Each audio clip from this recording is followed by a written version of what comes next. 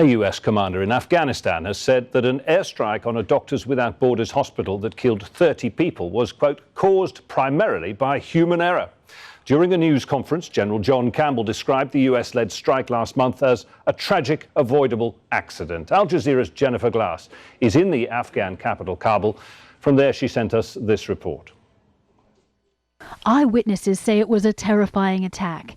In the early morning hours of October 3rd, a U.S. plane rained bombs and bullets on the Doctors Without Borders hospital in Kunduz.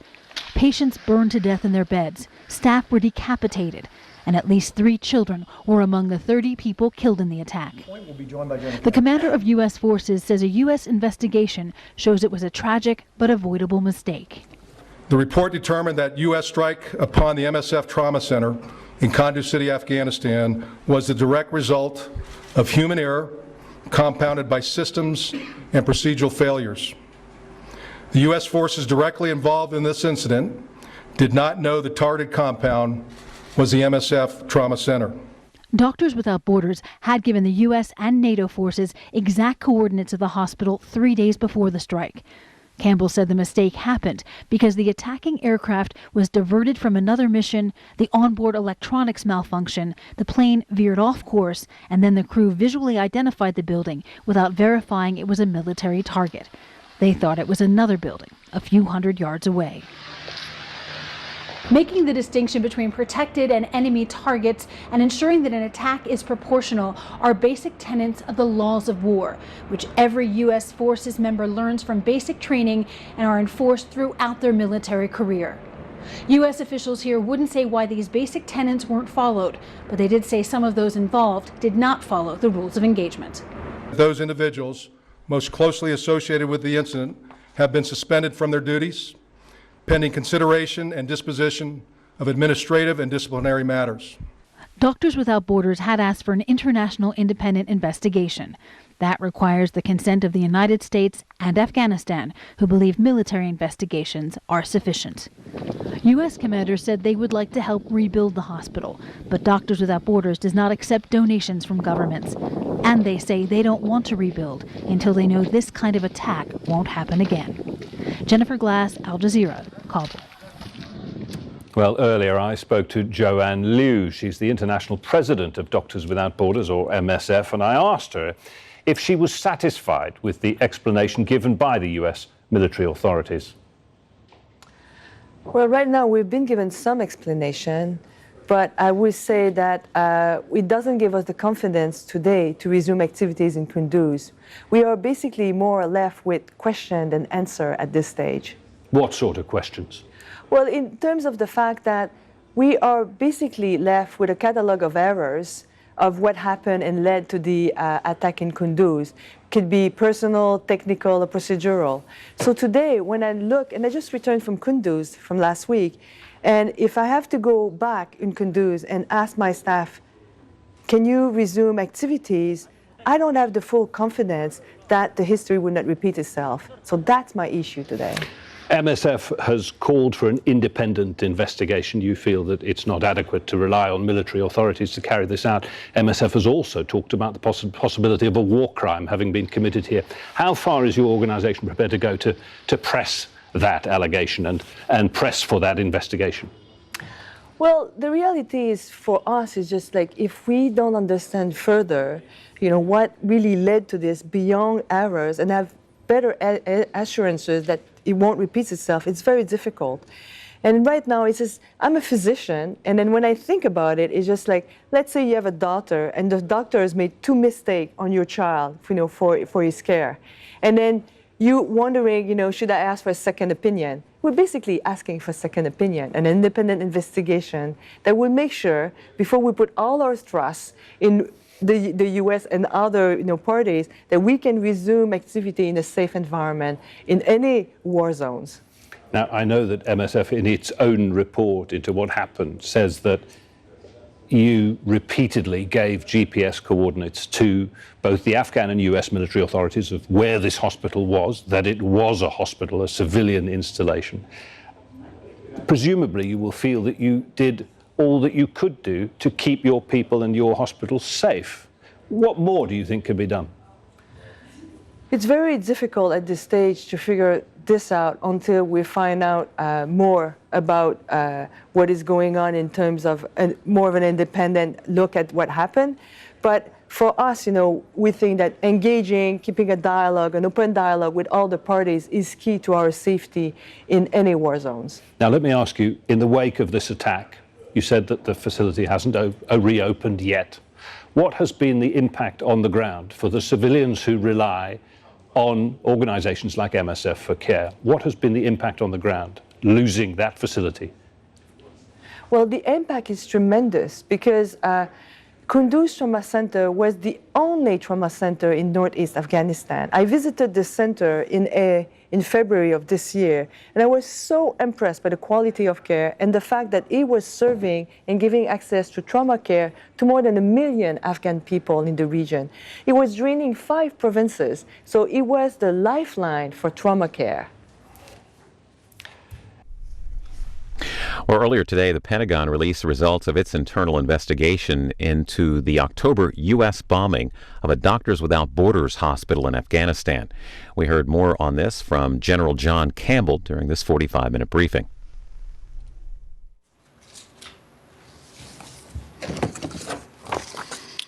Well, good evening and good morning back in Washington, D.C. I received the report of the U.S. National Investigation into the strike on Doctors Without Borders MSF Trauma Center in Kunduz City, Afghanistan on October 3rd, 2015. Let me start by offering my sincere condolences to the victims of this devastating event. No nation does more to prevent civilian casualties than the United States, but we failed to meet our own high expectations on October 3rd. This was a tragic but avoidable accident caused primarily by human error. It was important that the officers investigating the incident have the requisite seniority and independence to conduct a thorough and unbiased inquiry. For that reason, I requested an outside investigative team. U.S. Central Command supported my request and sent an Army Major General independent of U.S. Forces Afghanistan to lead the investigation. He was assisted by 2 Brigadier Generals, one from the Army and one from the Air Force, also outside from my command. The report included specific findings relating to systems, processes, and personnel, and I've already approved some of the findings and recommendations. Based on the recommendations, I've already directed some immediate changes to ensure we learn and apply the right lessons from this incident. In addition to the U.S. National Investigation, the NATO and Afghan Partner Combined Civilian Casualty Assessment Team, or CCAT, also conducted an investigation. The findings of both reports were generally consistent. I have personally briefed the NATO Secretary General, General Breedlove Sakur, President Ghani, and Dr. Abdullah on the results of the CCAT. NATO will release the CCAT report in the coming days. Also earlier today, I briefed MSF on the results of the U.S. National and CCAT investigations. Recommendations dealing with systems and processes will be managed within this command and adopted consistent with current operations. Matters regarding individual accountability will be managed in accordance with standard military justice and administrative practices for joint commands. I have decided to refer some of the recommendations to the Commander, U.S. Special Operations Command, for his review and action as appropriate. I won't discuss individual cases because our system requires fairness and the discretion of individual decision makers. I can tell you that those individuals most closely associated with the incident have been suspended from their duties, pending consideration and disposition of administrative and disciplinary matters. Because I am still in the process of reviewing the investigative report and the investigating officer's report, I will defer any questions today to my spokesperson, Brigadier General Schaffner, as mentioned earlier. That said, I'm able to provide an accounting of the events on October 3rd, 2015. The report determined that U.S. strike upon the MSF Trauma Center in Kunduz City, Afghanistan, was the direct result of human error compounded by systems and procedural failures. The U.S. forces directly involved in this incident did not know the targeted compound was the MSF Trauma Center. The medical facility was misidentified as a target by U.S. personnel who believed they were striking a different building several hundred meters away where there were reports of combatants. The report also determined that the personnel who requested the strike and those who executed it from the air did not undertake the appropriate measures to verify that the facility was a legitimate military target. It's important to place the events leading up to this tragic incident in context.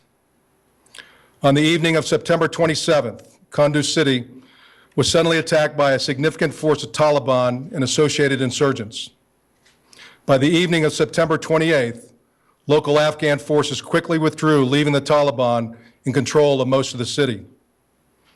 On September 29th, MSF sent the coordinates of their trauma center in Kunduz to multiple recipients within the U.S. and NATO chains of command. Those coordinates were received and distributed by this headquarters to subordinate headquarters. United States Special Operations Forces and their Afghan counterparts were rapidly deployed to a camp adjacent to the Kunduz airfield in the early morning on September 29th. By that evening, they were forced to defend the Kunduz airfield from a Taliban attack. U.S. SOF maintained defensive positions at the airfield throughout the night until the early morning on September 30th. Later that day, U.S. SOF and their Afghan counterparts moved from the airfield into the city and established themselves in the Provincial Chief of Police, or PCOP, compound. Between the time that the team was established in the PCOP compound and the time of the incident on October 3rd, U.S. and their Afghan SOF partners repelled heavy and sustained enemy attacks and conducted multiple defensive strikes in Kunduz. By October 3rd, U.S. SOF had remained at the PCOM compound longer than intended in continued support of Afghan forces. As a result, by the early morning hours of October 3rd, U.S. SOF at the PCOP compound had been engaged in heavy fighting for nearly 5 consecutive days and nights. During the evening of October 2nd, Afghan SOF advised the U.S. SOF commander that they intended to conduct a clearing operation that night. This included a former National Directorate of Security, or NDS, headquarters building they believed was occupied by insurgents. The Afghans requested U.S. close air support as they conducted their clearing operation. The U.S. SOF commander agreed to have the support on standby. He remained at the PCOP compound during the operation and was beyond the visual range of either the NDS headquarters or the MSF Trauma Center as he monitored the progress of his Afghan counterparts. The report found that from this point forward, multiple errors occurred that ultimately resulted in the misidentification of and the strike on the MSF Trauma Center. First, the AC-130 aircraft designated to provide close air support in Kunduz City launched 69 minutes early in response to a troops in contact situation. This type of emergency requires an immediate response. But the result was that the aircraft launched without conducting a normal mission brief or securing crucial mission essential related materials, including the no strike designations which would have identified the location of the MSF Trauma Center. Because this AC-130 aircraft and crew were ultimately not needed for the initial troops in contact mission, they were diverted in flight to provide close air support to the U.S. SOF commander in Kunduz. During the flight, the electronic systems on board the aircraft malfunctioned, preventing the operation of an essential command and control capability and eliminating the ability of the aircraft to transmit video, send and receive email, or send and receive electronic messages. This is an example of technical failure. In addition, as the aircraft arrived in the vicinity of Kunduz, the aircrew believed it was targeted by a missile, forcing the aircraft to move away from its normal orbit to an orbit approximately 8 miles from the mission area. This degraded the accuracy of certain targeting systems, which later contributed to the misidentification of the MSF Trauma Center. I'd like to refer you to the chart now in order to show you key locations as I describe the events. To give you some scale, the distance from the top to the bottom of this graphic is approximately 1,000 meters. The U.S. SOF commander on the ground was located at the Provincial Chief of Police compound, depicted by the green dot in the upper right of the chart. Through his Joint Terminal Attack Controller, or JTAC, the U.S. SOF commander provided the aircraft with the correct coordinates to the NDS headquarters building, the intended target of the Afghan SOF. The green one depicts the location of the NDS compound. Again, this was a building that the U.S. SOF commander intended to strike. But when the aircrew entered the coordinates into their fire control systems, the coordinates correlated to an open field over 300 meters from the NDS headquarters. The yellow 2 on the chart depicts the location of the open field. This mistake happened because the aircraft was several miles beyond its normal orbit and its sensors were degraded at that distance. The investigating officer found that the aircrew visually located the closest, largest building near the open field, which we now know was the MSF Trauma Center. The MSF Trauma Center is depicted by the red 3 on the chart. The physical description of the NDS headquarters building provided by the Afghan SOF to the U.S. SOF commander roughly matched the description of the MSF Trauma Center as seen by the aircrew. At night, the aircrew was unable to identify any signs of the hospital's protected status. This second chart shows the MSF facility pre-strike. This is what the aircrew was able to visualize, although it would have been seeing the facility at night. According to the report, the aircrew concluded, based on the JTAC's description of a large building near field, that the MSF Trauma Center was the NDS headquarters. Tragically, this misidentification continued throughout the remainder of the operation, even though there were some contradictory indicators. For example, once the aircraft returned to its original orbit, the aircraft's grid location system correctly aligned with the NDS facility instead of the open field. However, the crew remained fixated on the physical description of the facility and at that point did not rely on the grid coordinate. Also, the investigators found that the aircrew did not observe hostile activity at the MSF Trauma Center. These are examples of human and procedural errors.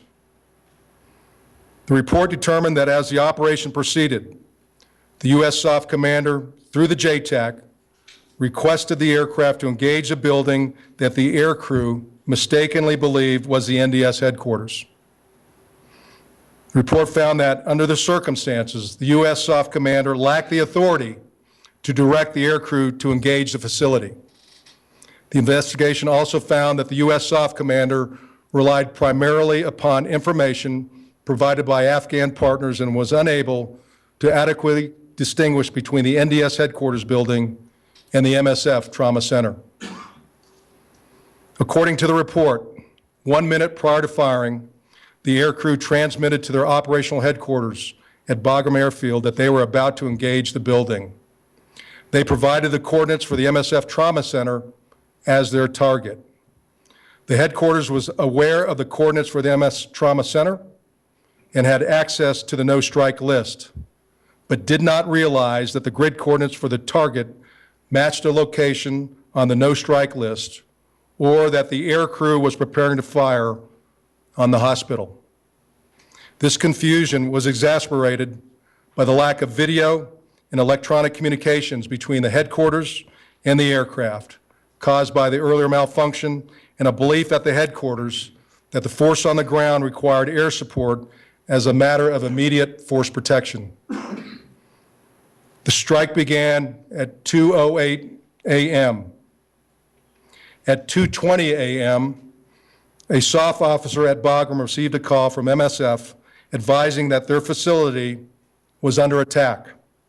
It took the headquarters and the U.S. Special Operations Commander until 2:37 a.m. to realize the fatal mistake. At that time, the AC-130 had already ceased firing. The strike lasted for approximately 29 minutes. This is an example of human and process error. The investigation found that the strike resulted in the death of 30 staff, patient, and assistants, and the injury of 37 others. U.S. Forces Afghanistan is currently working hand in hand with MSF to identify the injured and the families of those who lost loved ones in order that we may offer appropriate condolences. Based upon the information learned during the investigation, the report determined that the proximate cause of this tragedy was the direct result of avoidable human error, compounded by process and equipment failures. In addition, the report found that fatigue and a high operational tempo contributed to this tragedy. It also identified failures in systems and processes that, while not the cause of the strike on the MSF Trauma Center, contributed to the incident. These included the loss of electronic communication systems on the aircraft, the nature of the planning and approval process employed during operations in Kunduz City, and the lack of a single system to vet proposed targets against a no-strike list. We have reviewed each of these failures and implemented corrections as appropriate. We have learned from this terrible incident. We will also take appropriate administrative and disciplinary action through a process that is fair and thoroughly considers the available evidence. The cornerstone of our military justice system is the independence of decision makers following a thorough investigation such as this one. We will study what went wrong and take the right steps to prevent it in the future. As I said in an earlier statement, this was a tragic mistake. U.S. forces would never intentionally strike a hospital or other protected facilities. Our deepest condolences go to all of the individuals and families that were affected by this tragic incident. We will offer our assistance to Doctors Without Borders in rebuilding the hospital in Kunduz. Doctors Without Borders is a respected humanitarian organization that does important life-saving work, not only within Afghanistan, but around the world. Alongside our Afghan partners, we will work to assist and support them in this critical role that they play in this country. Again, thank you very much for your time. I will be followed by General Schaffner as he will take your questions.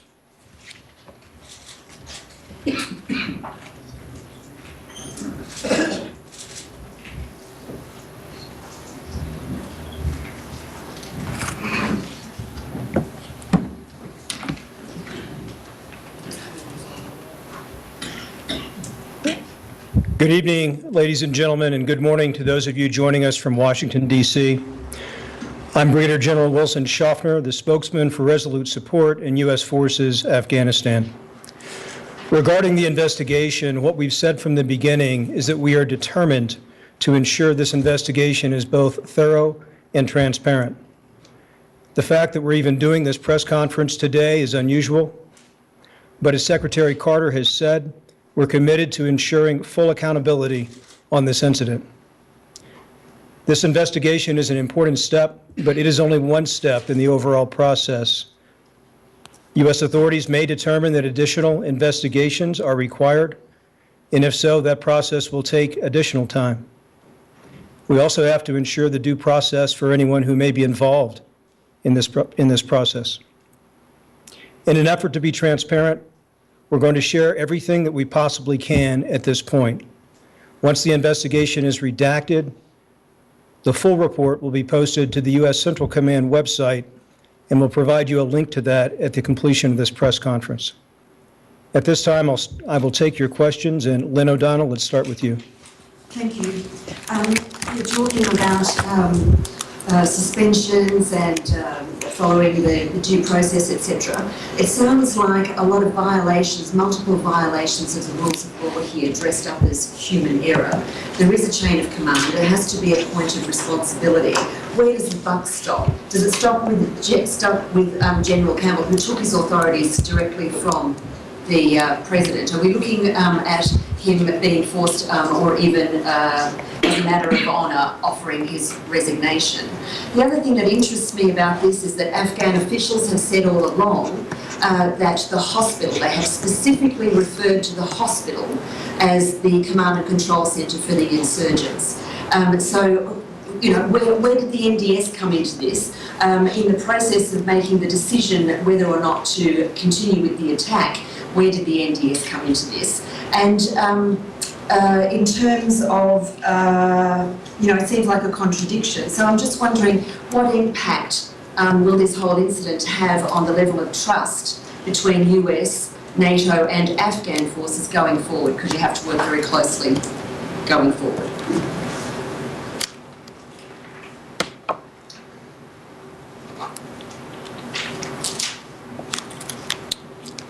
To the first part of your question, the investigation found that some individuals involved did not follow the rules of engagement. In terms of what happens next, as I said, the investigation itself is an important step in the process, but it is just one step toward full accountability. Based on his findings, the investigating officer made several recommendations. General Campbell has decided to retain some of those recommendations at his level, and he has referred others to the commander of the U.S. SOCOM for his review and action as appropriate. The individuals most closely associated with the incident have been suspended from their duty positions. I won't comment on the recommendations that have been made while those reviews are underway, and I won't comment on individual cases that are underway, as we have to allow for due process for those involved, and we must allow for the independent review by the decision makers involved. To the second part of your question, I won't speak for Minister Staniczai, but I will point out that on the Civilian Casualty Assessment Team investigation that was done, that wasn't just a U.S. investigation, it was a NATO investigation. The members of the team consisted of coalition partners, U.S. and non-U.S. It consisted of 7 Afghans that were appointed by President Ghani. On the Civilian Casualty Assessment Team, I need to point out the purpose of that was different from the 15-6. It was intentionally narrow in purpose. It was designed to determine the basic facts and then to validate whether or not the civilian casualties had occurred. It did that. And the results of the Civilian Casualty Assessment Team report informed the 15-6 investigation. As to your final statement, or your final question, we remain committed to working with our Afghan partners to help them build sustainable security in Afghanistan. Thank you. Ron Norman, New York Times. Can you tell us how many individuals were suspended? And also, was General Campbell himself interviewed by the investigators?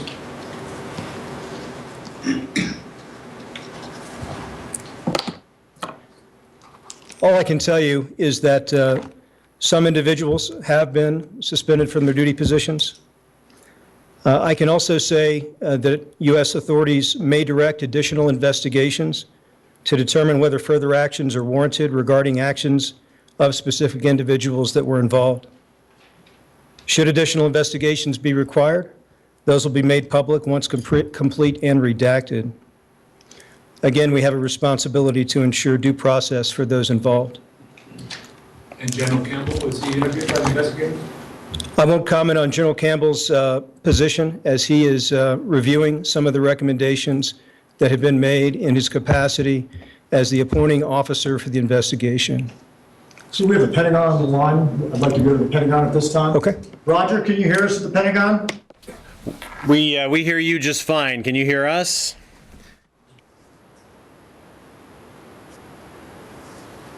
So can you hear us? Yeah. Yeah, we got you. Go ahead. Hello, this is Bob Burns from Associated Press, General. Question for you about, you referred to the rules of engagement were violated.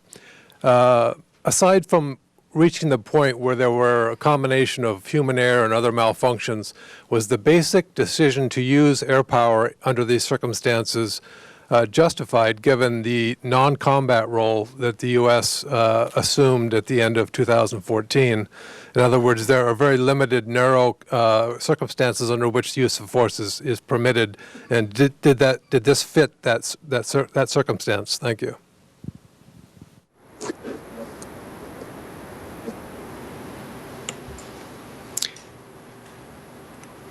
Under certain circumstances, U.S. assets can be used to support Afghan forces if they request air support. Ultimately, that decision is in the hands of a U.S. commander. I won't get into the specific rules of engagement on that, but I will tell you that we are determined to learn the right lessons from this. We're committed to ensuring that this doesn't happen again. We will evaluate all the recommendations in this report and use them to improve our systems and our processes. We take all reports of civilian casualties seriously, and we review each one of them thoroughly. General Campbell has already directed a thorough review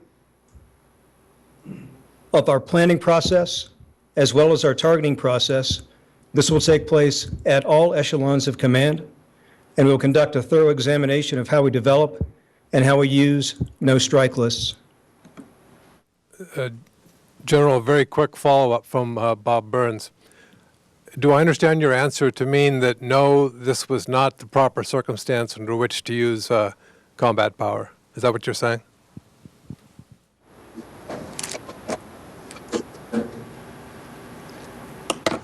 The investigation found that some of the U.S. individuals involved did not follow the rules of engagement.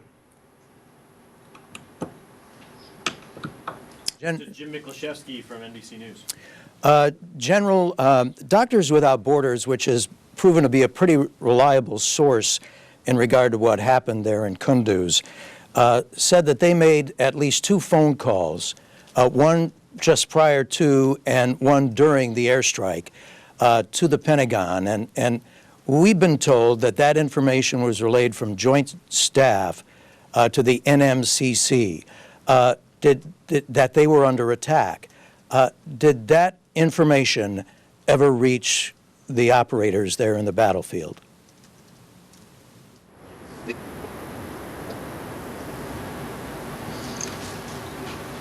What I'd like to do is, to better answer that question, just briefly review the sequence of events leading up to the issue at hand.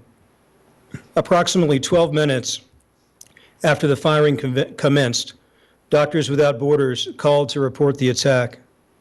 Unfortunately, by the time U.S. forces realized the mistake, the aircraft had stopped firing. It's important to remember that this was a complicated and a chaotic situation. The AC-130 had already been shot at by a surface-to-air missile. U.S. personnel at the time were focused on doing what they had been trained to do. That said, chaos does not justify this tragedy. Let me be very clear. We did not intentionally strike the hospital. We are absolutely heartbroken over what has occurred here, and we will do absolutely everything in our power to make sure that it does not happen again. You mentioned Doctors Without Borders. We have great respect for the important and life-saving work Doctors Without Borders does in Afghanistan and around the world. We're committed to working with them. We're committed to helping them, as General Campbell mentioned, rebuild the hospital and provide condolence payments for those affected by this terrible tragedy. We appreciate their dedication toward easing the suffering of those affected by conflict, and we will do everything within our power to enable their efforts. Let's take one last one for the Pentagon before we lose the connection. So Pentagon, go ahead.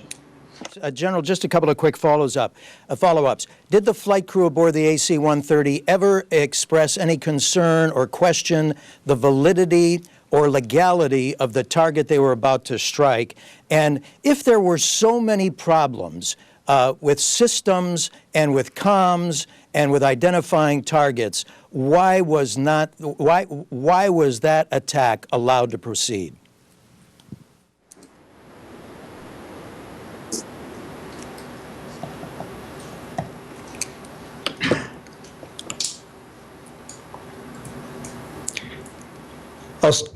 I'll tell you that the investigation found that some of the U.S. individuals involved did not follow the rules of engagement.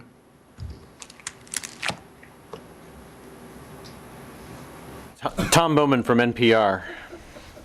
Good luck.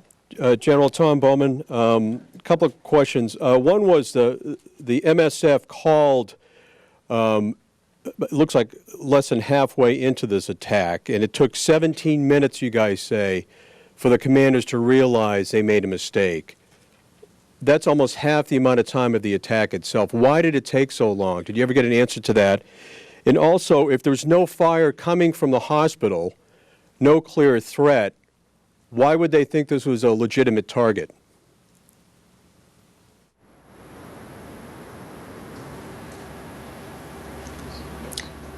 Well, the investigation found that the medical facility was misidentified as a target by U.S. personnel who believed that they were striking a different building several hundred meters away where there were reports of combatants. I think it might be helpful to put this in context. At the time of the incident, U.S. and Afghan forces in Kunduz had been fighting for 5 days when the incident occurred. Both U.S. and Afghan forces had reports of Taliban throughout the city of Kunduz. Again, we're determined to learn the right lessons, and we're committed to ensuring that this does not and cannot happen again. Let's go to a question here in Kabul. We'll take the questions here in the room. Yes. TV. Yeah, this is Murat from Tele News. Could you give us more details about the measures you are taking in the future as the Afghan forces need close air support and they need the U.S. close air support? So General Campbell has already directed that all U.S. personnel in theater receive training on targeting authorities and on the rules of engagement. General Campbell has also directed that we conduct a comprehensive review of our planning process as well as our targeting process at all echelons of command. He's directed a thorough examination of how we develop and how we use no-strike lists. You want to continue? You may, please. Do you have a follow-up? Do you have a follow-up question? You want to continue that kind of close air support to the Afghan forces in the future? Again, I'll state that we remain committed to working closely with our Afghan allies as we assist them in their efforts to build sustainable security for this country. Let's go to Siddhartha. Yeah, Siddhartha Roy, Washington Post. A few hours before the MSF strike, the NDS building and buildings around it were actually struck by U.S. airstrikes. So the location was clearly known. So how do you account for this discrepancy? A few hours later, the coordinates shift, and as you say, the MSF hospital is mistaken for the NDS building, when just a few hours earlier there had been an attack, had been combat going on there, and there had been a strike in that area. The investigation found that the U.S. Special Operations Forces commander did rely on information provided by the Afghan partners on the location of the NDS compound. However, the investigation determined that those grid coordinates given by the Afghan forces to that NDS compound were correct. And let me comment on just a minute on how we came to that conclusion. The investigative team went to great lengths to ensure a full and impartial accounting of the facts and the circumstances. They were driven by the need to be thorough, not by a timeline. Investigative team consisted of 3 general officers and a dozen subject matter experts. They spent a full 3 weeks completing their report. They visited the Doctors Without Borders site. They visited other sites within Kunduz. They interviewed over 65 witnesses, and they compiled over 3,000 pages of documentary evidence. They also visited and engaged with each echelon in the chain of command. We stand by their findings and recommendations, and we support the process by which they conducted the investigation. Let's go to Kakar from Pajwa. I'm Kakar from Pajwa News. The MSF, they are asking for free and fair international investigation. General Campbell said that he shared the finding with MSF officials. What was their response? Are they satisfied with this investigation? I'm sorry, could you repeat the first part of your question? MSF was asking free and fair international investigation. General Campbell said that they shared the finding with MSF officials. What was their response? No, thank you. General Campbell did meet with representatives from Doctors Without Borders.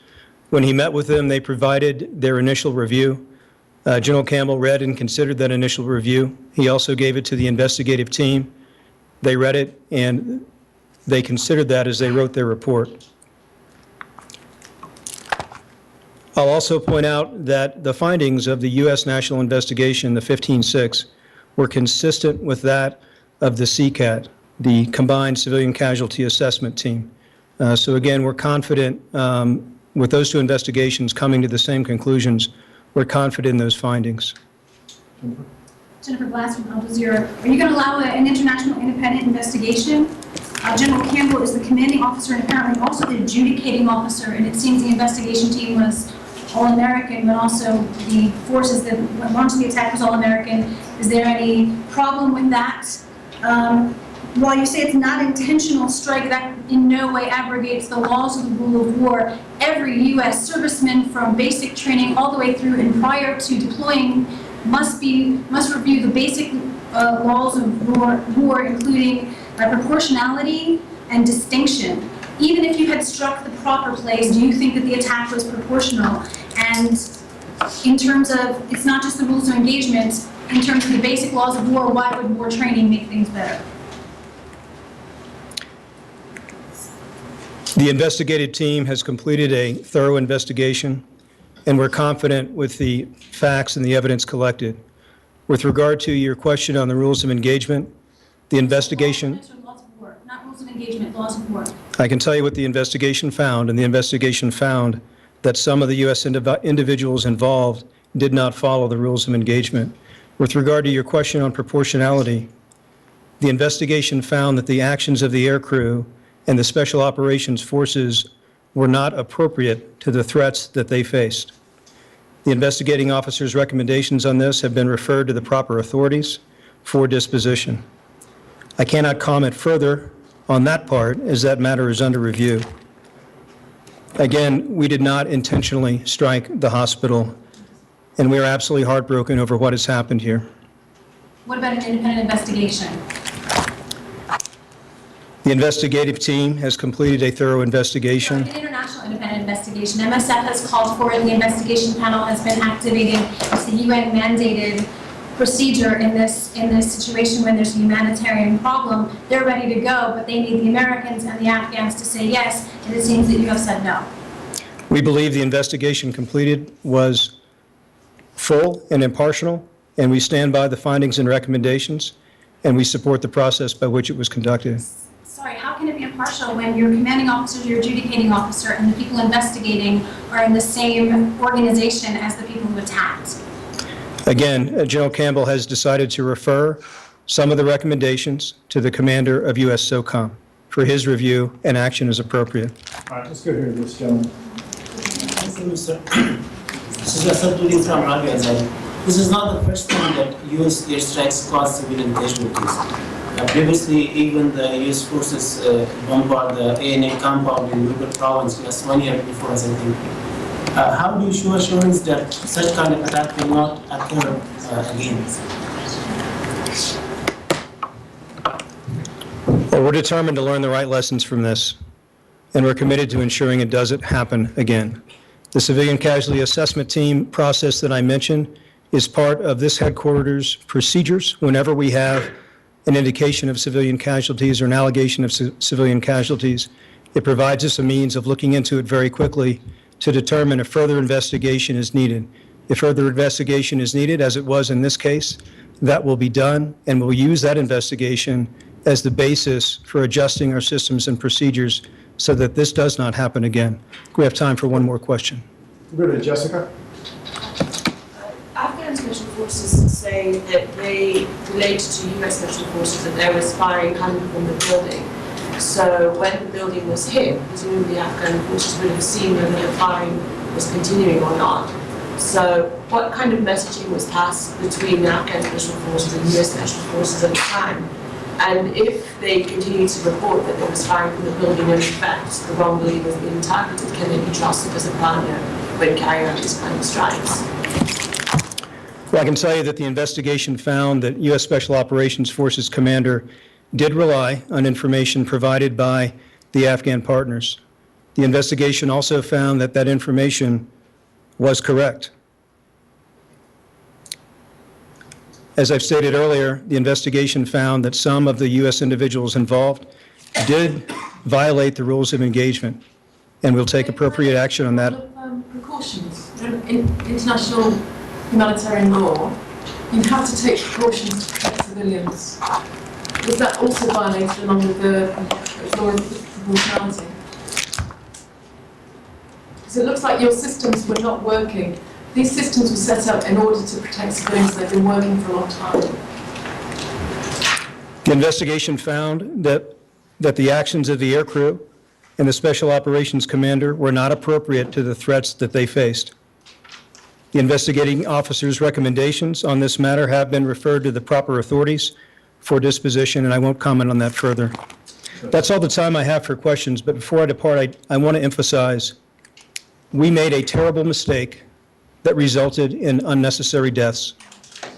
We have been committed from the beginning to a transparent and thorough investigation, and we will do everything possible to prevent this from happening again. This investigation was an important step in this process, but it is just one step toward full accountability. And finally, we would never, ever do anything to harm innocent civilians. Thank you.